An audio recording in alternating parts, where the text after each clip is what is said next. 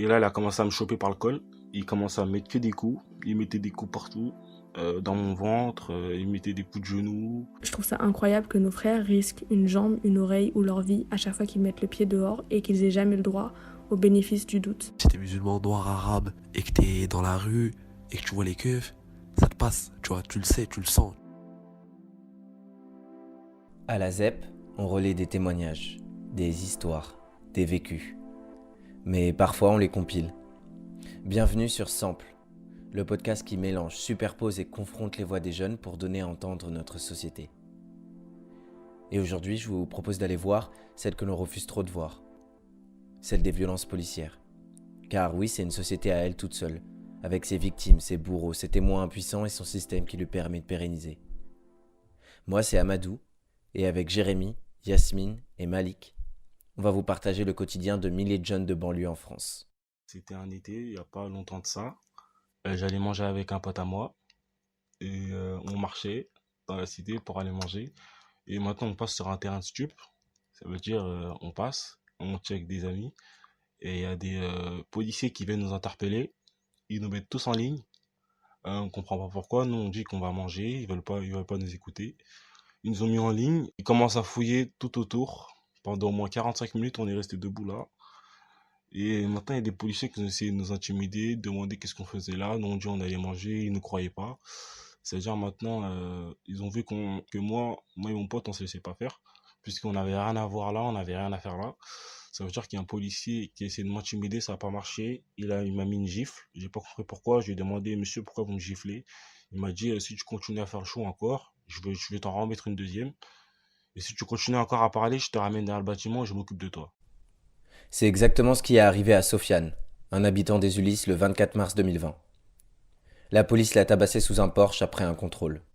Je me souviens encore regarder la vidéo de son agression de mon lit. D'autant plus que moi, ça m'est jamais arrivé ça. J'ai jamais vécu dans une banlieue ni vécu une bavure. J'ai déjà eu des baqueux qui m'ont insulté et été irrespectueux, mais c'était juste une fois. Alors que pour un bon nombre de jeunes en banlieue, c'est toutes les semaines. Avant, j'habitais à Pantin, dans le 19e, et j'ai déménagé fin collège dans le 9-3. Et quand j'ai déménagé là-bas, c'est là que j'ai eu mes premiers rapports avec la police. À base de contrôle dans mon hall, à l'entrée de ma cité, en allant au lycée, tu vois. Un jour, je vais acheter une baguette, je sors. Je sors de chez moi, je suis en pyjama, claquettes, chaussettes. J'ai 1 euro sur moi pour acheter une baguette le matin, tu connais. Et il y avait déjà des bacs, et une intervention dans mon hall. Ils faisaient une intervention, je suis passé, ils m'ont fouillé. Il y a une meuf, elle m'a pris à part, elle m'a fouillé, tout ça. Tu vois, et ça, je suis reparti. C'était peut-être ma première altercation avec la police. Et ça, je suis reparti, j'étais là en mode, mais wesh, qu'est-ce qui vient de m'arriver, tu vois. Tu sais, j'y ai pensé tout le trajet, j'étais en mode, mais wesh, je suis parti acheter une baguette, tu veux que j'aille où? Je crois que je vais ravitailler un.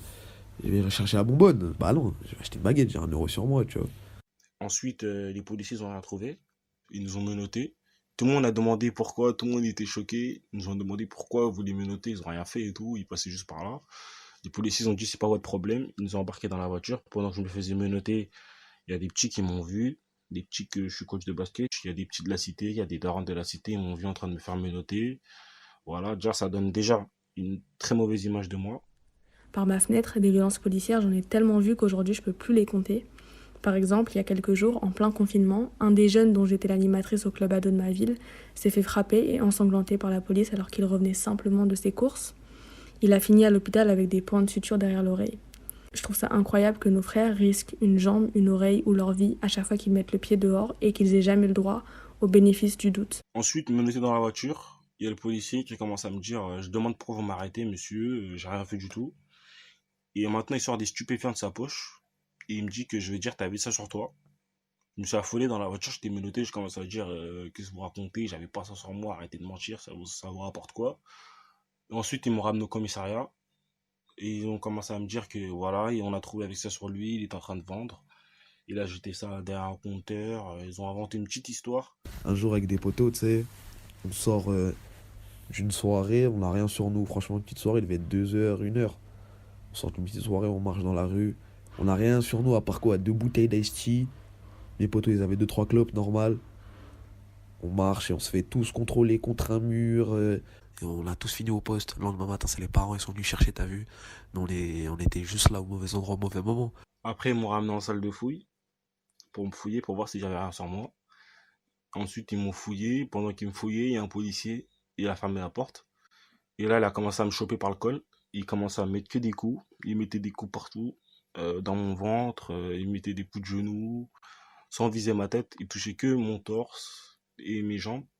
Il a commencé à me taper. Il me disait, c'est qui le vendeur? C'est qui vend? Je sais que tu sais. Dis-moi tout. Moi, je faisais que lui répéter, je sais pas, monsieur, je sais pas. Laissez-moi, qu'est-ce que vous faites? Il commence à me taper, à me taper, à me taper. Ensuite, il s'est arrêté. Depuis toute petite, j'ai jamais été une grande fan de la police. Je les ai jamais vus comme des héros ou des protecteurs. Moi, quand Ziad et Bouna sont morts, assassinés par la police en 2005, j'avais 8 ans. Et à ce moment-là, j'ai vu mon quartier s'embraser comme jamais j'avais vu auparavant. Cette haine, cette soif de justice, sans même la comprendre, parce que j'étais pas politisée à l'époque, j'étais trop jeune, j'étais une enfant, et ben je la ressentais quand même.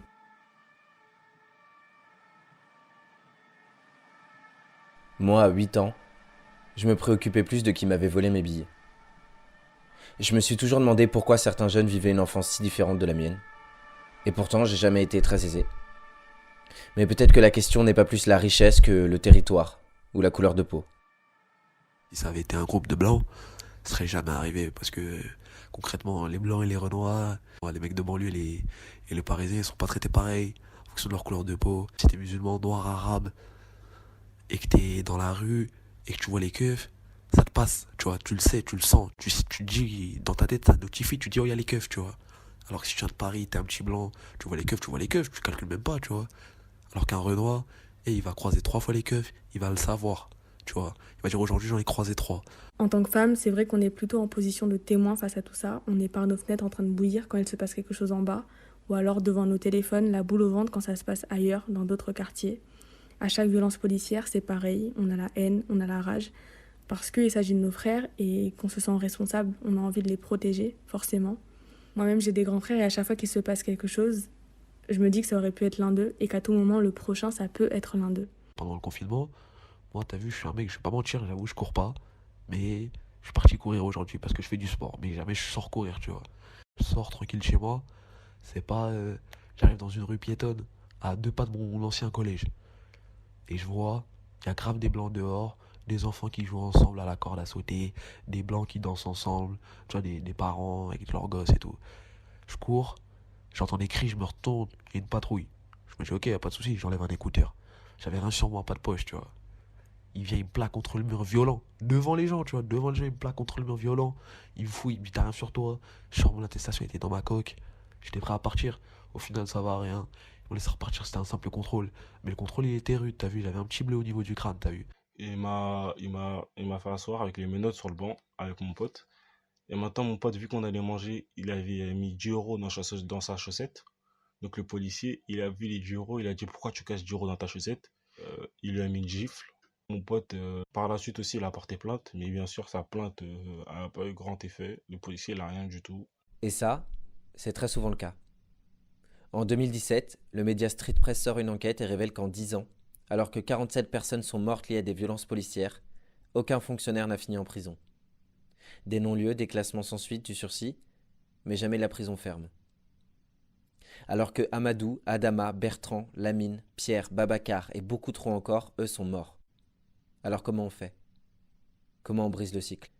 Pour que cette histoire elle se termine, il faudrait punir les policiers concernés dans ce genre d'histoire et pas les laisser impunis comme à chaque affaire. Parce qu'il y a des gens qui meurent de ça. Alors que certains jeunes, ils étaient juste là, au mauvais endroit, au mauvais moment, ils n'ont rien fait de mal. Aujourd'hui, dans les discussions et les débats autour de la police, quand j'entends dire « oui, mais il y a des bons policiers, ils sont pas tous comme ça », ça m'énerve. Ça m'énerve parce que c'est pas ça le débat. On pointe du doigt l'institution dans sa globalité qui ne fonctionne pas, qui est aujourd'hui raciste, qui est aujourd'hui criminelle et qui doit être réformée. Et pour moi, c'est contre-productif de déplacer le débat et de refuser de pointer du doigt l'ensemble de la profession qui est complice. Il y a encore des histoires bien pires que la mienne et celle de mon pote. Mais par exemple, les médias, ils les diffusent pas. C'est à nous les jeunes. C'est à nous de filmer, de mettre ça sur les réseaux. C'est à nous d'en parler, voilà quoi. Les médias ils vont toujours essayer de douiller, histoire de pas dire que c'est la faute du keuf. Toujours c'est la faute du mec de banlieue. Et hors banlieue, on n'est pas accepté pareil de la part des politiciens, des provinciaux, t'as vu. Toute notre vie, depuis qu'on est tout petit, ils veulent nous faire comprendre qu'ils veulent pas de nous, tu vois, on est les reclus de la société, les cas sociaux, on veut pas de nous. Et en vrai, je pense que les banlieusards, ils l'ont compris, ça. On s'est tous dit, ouais, bah, ils veulent pas qu'on soit comme eux, on n'est pas comme eux, on n'en a pas envie. C'est nous contre eux. Et puis ça, on l'a pris avec nous, on l'a en nous. Tu viens de banlieue, tu viens du 9-3, tu viens d'une cité, tu viens de peu importe d'où tu viens. Tu sais que c'est toi contre eux. Merci à Yasmine, Malik et Jérémy pour leur témoignage. Moi, c'est Amadou et c'était Sample, un podcast qui mixe la parole des jeunes pour une meilleure écoute de notre époque.